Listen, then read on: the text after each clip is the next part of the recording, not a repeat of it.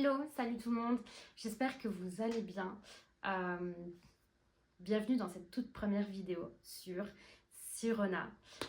Sirona Unfiltered. Bien entendu, ça veut dire qu'on ne se censure pas. Du coup, allons-y, commençons. J'arrête les études. C'est tout. Voilà, allez salut, je m'en vais. J'arrête les études, j'arrête la psycho, c'est fini. Oui, c'est comme ça, voilà. Bienvenue dans cette première vidéo et sur cette nouvelle chaîne YouTube où on commence avec un truc assez, je sais pas comment je dois appeler ça, si c'est un truc un peu waouh, un peu bizarre, c'est peut-être un début un peu... pour certains, ça pourrait être un début un peu négatif. À mon sens, ça l'est pas. Et j'espère vous expliquer ça pourquoi et comment et qu'est-ce qu'on va faire ici sur cette chaîne. En tout cas, si vous venez de Insta sur Sirona, Sironalogy, Sironagram, peu importe comment vous l'avez connu, salut. Ceux qui ne viennent pas de là du tout, enchantée, bienvenue. On m'appelle Sirona et je suis actuellement étudiante en psychologie en Master 1 en Belgique. Techniquement, mon master s'appelle Master en sciences psychologiques à finalité, comment est-ce qu'on dit, clinique. Avec comme option la psychologie de la délinquance et des toxicomanies et une seconde option en psychologie, comment on appelle ça, en psychologie systémique et de la famille. Voilà. Du coup, pourquoi est-ce que j'arrête? Pourquoi est-ce que j'arrête? Eh bien, c'est un peu une longue histoire. Et pour la faire assez courte, parce que j'ai pas envie de faire une vidéo de 30 minutes, parce que mon premier essai était quand même de 30 minutes, du coup j'ai ma tablette pour vérifier et checker l'heure. J'ai décidé d'arrêter il y a maintenant, alors on est le 6 mai quand je tourne cette vidéo, et j'ai décidé d'arrêter il y a tout pile un mois, c'est-à-dire le 6 avril. Je suis arrivée à cette conclusion qu'arrêter était la bonne solution, ou en tout cas la meilleure solution actuellement par rapport à ma situation, par rapport à comment je me sens, etc.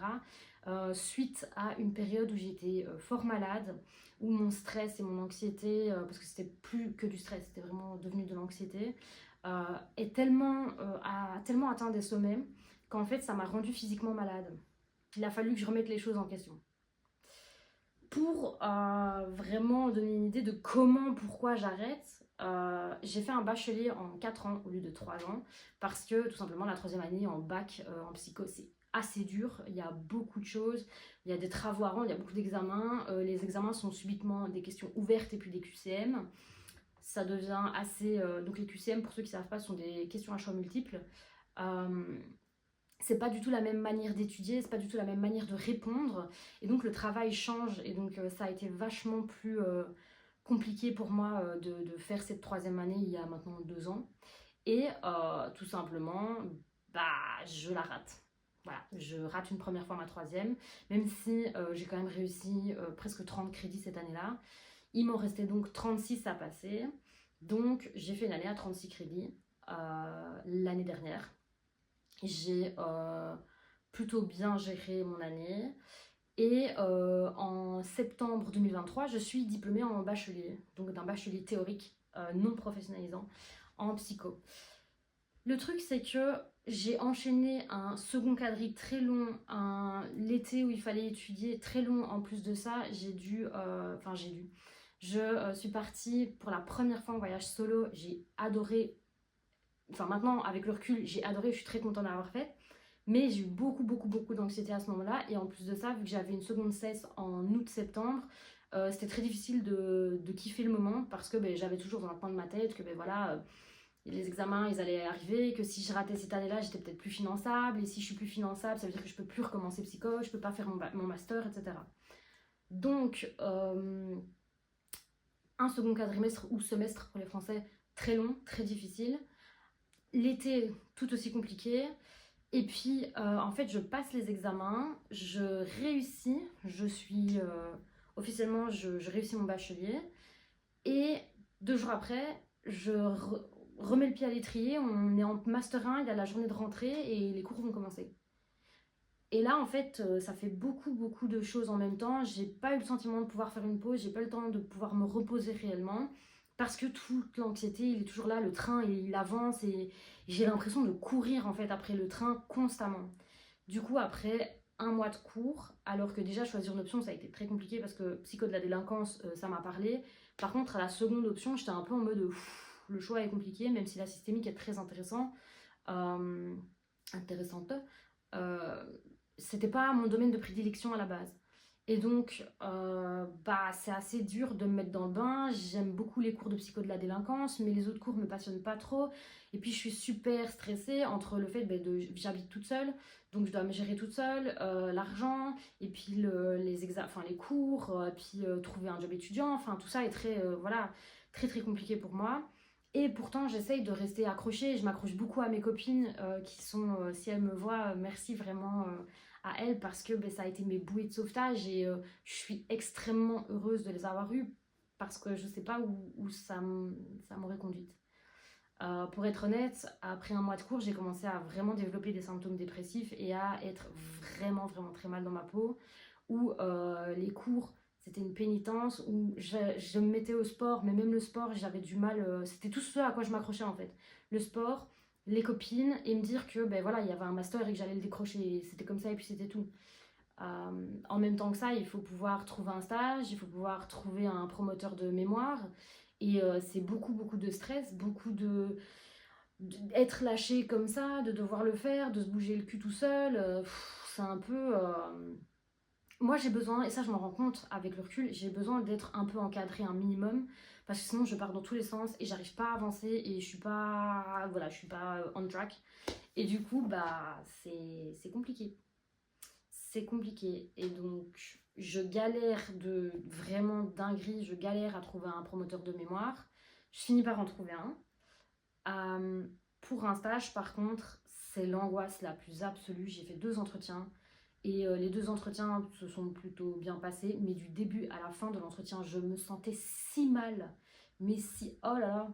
Et je ressors des entretiens en me disant, mais c'était pas moi là qui me présentais, c'était quoi? C'était bizarre, mais c'est pas la meuf que je connais. Ou moi, je sais bien qu'en entretien d'embauche pour un job étudiant, par exemple, allez, on y va, go, go, go. Et je décrochais des tafs, j'avais pas de problème.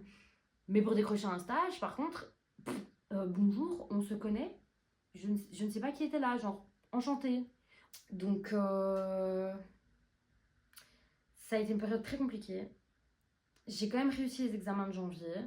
Enfin, 4 sur les 5, parce que le cinquième, j'avais décidé de laisser tomber à un moment. Il faut être honnête avec soi-même. Et j'ai fait des calculs et les 4 examens d'option, je me suis dit c'est faisable. L'examen commun à tout le monde, non, du coup je ne l'ai pas passé, mais les 4 autres je les ai réussis. Alors étonnamment, de très bons points en délinquance, et puis en systémique, c'est un peu moins élevé quand même, hein. Donc on sent bien que j'avais une préférence malgré tout, et malgré mes efforts. Et voilà, donc j'arrive au second quadrimestre, de nouveau, quadrimestre, semestre, où j'ai l'impression que même la semaine blanche de vacances, de congé, ça ne me sert à rien, ça ne me suffit pas en tout cas. Et là, juste avant les examens d'ailleurs, j'ai quand même pris la décision de ne pas faire de stage cette année parce que j'allais pas assez bien du tout et qu'en fait quand on fait un futur métier, un stage dans la santé mentale où on peut se mettre à risque avec des situations très compliquées, par exemple en délinquance, etc., ou même en systémique où ce sont des enfants, des adolescents qui vont aller tirer dans les limites, dans ce qu'ils peuvent faire, dans le cadre, etc., j'étais pas prête du tout, j'étais pas du tout dans des bonnes conditions pour faire face à tout ça. Et donc, juste avant les examens, je prends la décision, je ne prends pas de stage, tant pis, je laisse tomber. Et après les examens, du coup, j'entame une procédure pour faire une demande d'aide à ce qu'on appelle l'ASH, donc le service d'accompagnement des étudiants en situation de handicap. Et je rencontre une psychologue vraiment très gentille qui va m'aider, qui va répondre à mes questions, qui va me permettre de remplir un dossier pour faire une demande d'étudiant en situation de handicap. Parce que tout simplement, l'anxiété, enfin ici dans mon cas, un trouble anxieux généralisé qui est diagnostiqué depuis maintenant un peu plus de 3 ans, ben en fait je dois reconnaître que le truc il me met des bâtons dans les roues quoi. Jusqu'à maintenant jusqu'à ce moment-là j'étais un peu en mode non je peux le faire, je peux réussir, si je le fais, si je pousse, si je tire sur ça, si je demande de l'aide, blablabla. Non, à un moment, faut se regarder dans la glace et il faut se dire clairement les choses. C'est pas faisable et il faut le reconnaître que là, dans ce moment-là, dans ces conditions-ci, je pouvais pas faire le travail et j'avais besoin d'un coup de main. Du coup, je fais cette demande. Il faut longtemps pour faire traiter un dossier. Et donc, je rencontre pour la première fois une psychiatre aussi. Très, très, très, très gentille, vraiment adorable comme personne. Et début mars, non, fin mars, pardon, je reçois une réponse officielle du conseil qui me donne le statut d'étudiant en situation de handicap. Et malgré ça, je ne me sens pas bien. Je me sens pas comme un poids enlevé des épaules alors que j'avais fait une demande d'allègement, j'allais pouvoir l'avoir. Ça veut dire qu'au lieu d'avoir 60 crédits sur une année, j'allais en avoir 45 parce qu'on retirait le stage. Et même ça, je me sens pas mieux. J'ai toujours ce poids sur les épaules, j'ai toujours de l'anxiété, je dors toujours mal, je développe une gastrite, j'arrête pas de tomber malade, des rhumes, etc. J'enchaîne. Ça me ralentit par rapport au sport. Le sport, j'essaie de m'y accrocher, mais ça devient compliqué. J'essaye d'aller au cours, j'ai que 2 cours sur la semaine, vu que j'ai pas stage en plus, c'est dur, j'ai du mal. Euh, il m'intéresse beaucoup moins, pour une raison qui me perturbe un peu. Et en plus de ça, le pré-mémoire, alors que j'ai un... Donc, pour ceux qui ne savent pas, le pré-mémoire, chez nous, c'est faire la moitié, entre guillemets, de son pré-mémoire, c'est s'avancer sur le mémoire pour l'année prochaine, pour rendre un peu le travail moins ambitieux l'année qui suit, parce que les profs se sont bien rendus compte que les étudiants ils faisaient tout au dernier moment et que c'était catastrophe, quoi. Donc autant commencer en Master 1 et s'avancer un peu le travail. Donc c'est surtout une partie sur la littérature avec de la recherche et un peu d'écriture. Et en fait, je n'avance pas dans ce travail tellement je suis pas bien, alors que le sujet, s'il vous plaît, il m'intéresse, il me passionne, quoi. Mais non, impossible, impossible. Donc, tout ça ensemble et le fait que je sois pas soulagée par ce statut qui m'est accordé, c'est quand même un sentiment bizarre qui, oula, je sais plus parler. Qui, bien entendu, amplifie mon mal-être à ce moment-là, alors que malgré tout, vu qu'il y a le retour du printemps, un peu de lumière, du soleil, etc., je me sens déjà un peu mieux quand même. Non, pas du tout. Et je suis toujours malade.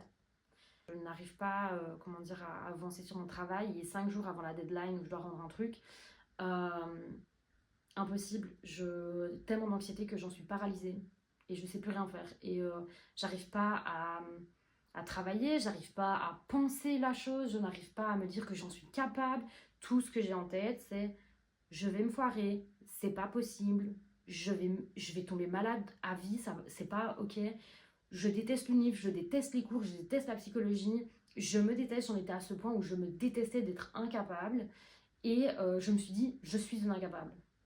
Et 5 jours avant cette deadline, c'est super douloureux parce que je parle avec mes copines qui me disent que c'est possible, qui m'encouragent à faire juste ce que je sais faire et pas dépasser et pas aller plus loin, etc.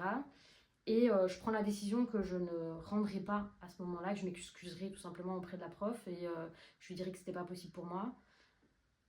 Et en fait, non. Non. Le 6 au matin, je me réveille. Et je me prépare parce que je me dis je vais aller faire quelques petites courses, je vais aller voir, il y avait une petite brocante de livres, très très de livres d'ailleurs, près de chez moi. Et je me dis je vais aller, je vais prendre l'air, ça va me changer les idées. Et après je retravaillerai un peu sur le truc et voilà, je préparerai quelque chose un tout petit peu pour la prof, quoi. Et au moment où je me croise, j'ai un grand miroir en pied dans mon appart. euh, Au moment où je croise mon regard dans le miroir, vraiment, j'ai un rictus où je me fais bah non, en fait, je vais rien rendre. Et surtout, c'est fini. Stop. J'arrête, j'abandonne, je laisse tomber. Appelez ça comme vous voulez.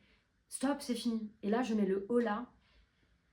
Et c'est le moment où je me sens plus légère. Et je pars faire mes courses, faire mon petit tour. L'esprit tranquille. Vraiment, vraiment tranquille. Ça fait plaisir. Ça fait du bien. Et j'ai une journée ensoleillée où je me sens mieux, où je me sens plus simple, enfin je me sens simple, je sens la vie comme simple. Parce qu'en fait, on se fait des mishmash au cerveau et en vrai, il y a plein de choses qui sont beaucoup plus simples que ce qu'on s'imagine, hein. C'est juste qu'on le cerveau aime bien compliquer les choses sans s'en rendre compte aussi, hein. Mais je fais un week-end où je me dis, waouh, meilleure décision de ma vie. Et les jours qui suivent, je dors beaucoup mieux, je dors tellement beaucoup plus profondément que j'entends plus les bruits que j'entendais avant. Parce que je n'entends pas, j'ai pas d'hallucination, c'est pas ça que je dis. C'est qu'en fait, j'ai un bois l'air juste à côté de mon lit, parce que voilà, c'est un tout petit appart. Et bien, ce truc m'empêche de dormir et me réveille certaines nuits, tellement il fonctionne fort. Et je l'entends plus, en fait. Ça fait un mois, je ne suis plus réveillée par ce truc, je ne suis plus empêchée, enfin, je m'empêche. Un, deux, trois. Le bruit quand il se met en marche, alors que moi je vais me coucher, ne me stresse plus, ne m'empêche plus de dormir. Je reprends goût à plein de choses. Je me suis même découvert des trucs que j'aimais bien. Je suis pas très cuisine, c'est un truc qui m'angoisse, mais la peur de l'échec sur ce coup-là, elle est vraiment très très forte. Alors que je sais que je vais pas mourir hein, si je rate un truc. Je sais, Deliveroo existe, tout ça, Uber Eats. Non, c'est hyper dur à faire pour moi. Et en fait, je prends full plaisir à cuisiner. Tellement que même maintenant, je cuisine pour des copines, avec des copines, dans la cuisine commune, alors que être vue par des gens pendant que je cuisine, ça m'angoisse encore plus. Je fais plus de sport qu'avant, je prends plus de plaisir, je récupère mieux au niveau des courbatures. Mon sommeil il est plus profond, donc fatalement j'ai plus d'énergie en journée, même si bon, 2 heures de sport le matin, ça me fout droit sur place. J'ai de nouveau envie de faire de la danse, j'ai envie de faire plein de choses, de faire du collage, etc. Enfin, vraiment plein de choses qui reviennent et des nouvelles qui n'étaient pas du tout là avant. Et donc, je me dis, mais waouh! Donc, voilà. Voilà pourquoi j'arrête. Parce que j'avais perdu toute une part de moi, parce que je me rendais malade avec ça, parce que je suis pas dans une situation financière, de stabilité, etc., qui me permet de faire ça plus sereinement. Et vraiment à toutes les personnes qui reçoivent des aides sociales, des aides de l'université ou de leur école, ou du système, ou de leurs parents, et qui ont toujours ce sentiment qu'il faut en faire plus parce qu'on est aidé, etc. Prenez soin de vous, s'il vous plaît. N'oubliez pas ça, c'est super important. Je sais à quel point on est tiraillé, qu'en plus derrière on est poussé, genre les gens qui sont aidés par des aides sociales, on est poussé, on attend nos résultats, tout ça, donc je comprends, vraiment je comprends. Mais prenez le temps de prendre soin de vous et ne vous perdez pas comme ça dans le processus, s'il vous plaît. Si vous commencez vos études et que vous êtes dedans comme ça, s'il vous plaît, faites attention à vous. Si vous êtes déjà dans les études depuis un bail et que vous vous sentez perdu, faites sonner des cloches. Allez voir les psychologues à l'université, à l'école, en haute école, si c'est pas possible, s'il n'y en a pas, ce qui m'étonnerait parce que maintenant c'est quand même quelque chose d'assez courant. Euh, Trouvez un psychologue, allez dans les maisons médicales de quartier, il y a moyen de trouver des psychologues. Si vous êtes aidé par exemple en Belgique, le CPAS, vous avez le droit à un psychologue moins cher. Ne restez pas seul dans votre souffrance, ne restez pas seul dans la difficulté, vraiment s'il vous plaît. Et pour ceux qui sont entourés, parce que je sais qu'on n'est pas tous égaux face à ça non plus, ceux qui sont entourés, parlez à vos amis. Je dis pas que vous devez mettre tout votre soul sur vos potes, etc. Je dis juste, tirez des petites sonnettes, demandez de l'aide quand vous en avez besoin, faites-vous aider si on peut vous aider. Par exemple, si vous n'êtes pas très fort en cuisine, bah, échangez-vous des services. Toi, tu cuisines, bah, moi, je viens t'aider à nettoyer, ou je viens t'aider à, je sais pas moi, t'as besoin de bouger un meuble, de vendre un meuble ou de machin ainsi. Aidez-vous, aidez-vous. Vraiment, la solidarité étudiante, c'est... Moi, ça m'a sauvée. Et je le dis avec énormément d'émotion. Vraiment, je vous aime. Bon, du coup, j'arrête. Qu'est-ce que ça veut dire pour Sirona? Bah, vous vous dites bien que si on est là, si une petite vidéo, je n'arrête pas tout. La psycho, c'est pas fini. Enfin, je crois pas. Je pense. On verra. Moi, je dis, l'avenir, c'est quelque chose sur lequel on a zéro emprise, on ne voit rien, on ne sait rien. Pourtant, qu'est-ce qu'on rêverait de pouvoir voir pour se rassurer? Bah voilà, moi je vous propose un truc, c'est qu'on découvre ensemble c'est quoi le après. Alors très clairement pour Sirona, que ce soit sur Insta ou que ce soit ici sur YouTube, pour tout ça ce sera pas full 100% psycho, parce que je pense que j'ai vraiment besoin de prendre de la distance. J'ai décidé de passer quand même 2 examens en juin, parce que je veux pouvoir me dire que d'essayer de les réussir, de partir quand même sur une bonne note entre guillemets, et que si jamais dans 1 an, 2 ans, 3 ans, 4 ans, je veux finir mon master parce que voilà, j'ai réussi à me mettre dans une situation où je suis plus confortable, je suis plus à l'aise, je suis pas mieux entourée mais différemment entourée, je pourrais reprendre et terminer ce fameux master. Donc, j'aimerais bien acquérir encore quelques crédits quand même, ce qui est un travail très difficile parce que vraiment maintenant que j'ai pris la décision, c'est très très dur de travailler pour les cours. Mais voilà, ça c'est le projet de la suite. Et après? Et après, c'est que je ne sais pas. Je me laisse l'opportunité de réfléchir, de penser la chose, qu'est-ce que j'ai envie de faire, vers quoi j'ai envie de me diriger dans la vie. Je sais que j'ai envie de voyage, j'ai envie de travailler les cocktails, j'ai envie de commencer à connaître un peu tout ce qui est barmaid, etc. En termes de compétences, pas connaître, enfin connaître des barmaids, voilà. Mais en termes de compétences, j'ai envie de développer des choses dans l'ORECA. Euh, j'ai envie de voyager, j'ai envie de rencontrer des gens.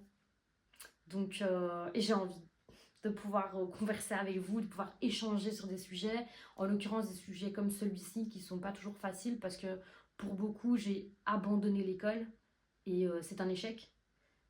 À mes yeux, j'ai arrêté pour ma santé, pour mon bien-être et pour en fait être plus alignée avec moi-même parce que je l'étais plus du tout et ça n'a aucun sens de faire quelque chose où on n'est pas aligné. Donc, donc voilà, moi je dis découvrons ensemble vers quoi je me dirige et let's go pour les aventures, allons-y. Et comme vous avez pu le voir dans mes stories, comme dit une de mes copines, découvrons cette vie de clown qui s'offre à moi et amusons-nous, ayons du fun. Si j'ai un truc dont... Si j'ai une chose à tirer de tout ça, c'est que bah à refaire, je crois que je l'aurais refait quand même parce que ça m'a permis de rencontrer plein de gens, ça m'a permis d'apprendre plein de choses sur moi aussi, de découvrir mes limites, de comprendre c'était quoi le sujet parce que je vous en ai beaucoup parlé en vidéo, j'en ai beaucoup parlé sur Cyrenagram sans souci, mais c'est dur en fait, hein, ça on le sait, de l'appliquer dans la réalité, de faire les choses, etc. Et là, j'ai clairement pu voir, sentir, expérimenter ma limite et surtout dire stop. Je suis plus en phase, je ne suis plus du tout en phase avec mon projet de vie actuel. Je ne suis pas bien physiquement et mentalement. Il faut faire quelque chose. Ben voilà, c'est fait. Du coup, si j'ai un conseil pour vous, je sais qu'on a envie de faire pour plaire à nos parents et pour plaire inconsciemment à ce qu'on attend de nous et de nos parents, enfin que nos parents attendent de nous, la société, etc. Mais j'aurais peut-être perdu moins de temps dans ma vie en faisant ce que moi j'ai envie de faire. Alors, perdu du temps, je sais pas, oui et non, parce que du coup, j'ai rencontré plein de gens. Mais ça aurait pu être différent. Et encore une fois, juste prenez soin de vous. Prenez soin de vous, faites attention aux autres. Faites attention quand on vous parle. Renvoyez vers des professionnels si vous n'êtes clairement pas capable de suivre et d'aider. Chacun son rôle, après tout. Être ami, c'est pas être psy. Voilà. Je suis contente de me dire que je vais suivre ce que moi j'ai envie, même si je sais que j'ai des proches qui vont être déçus, qui voilà, peut-être seront pas heureux de cette décision parce que ils ont beaucoup d'attentes aussi. Moi, je suis contente avec. J'ai super peur, mais c'est pas grave. C'est ça être courageux après tout. C'est faire face à ce qui fait peur. Let's go, allons ensemble. Allez, c'est bon, séquence émotion finie. Bisous, ciao, bisous, bisous.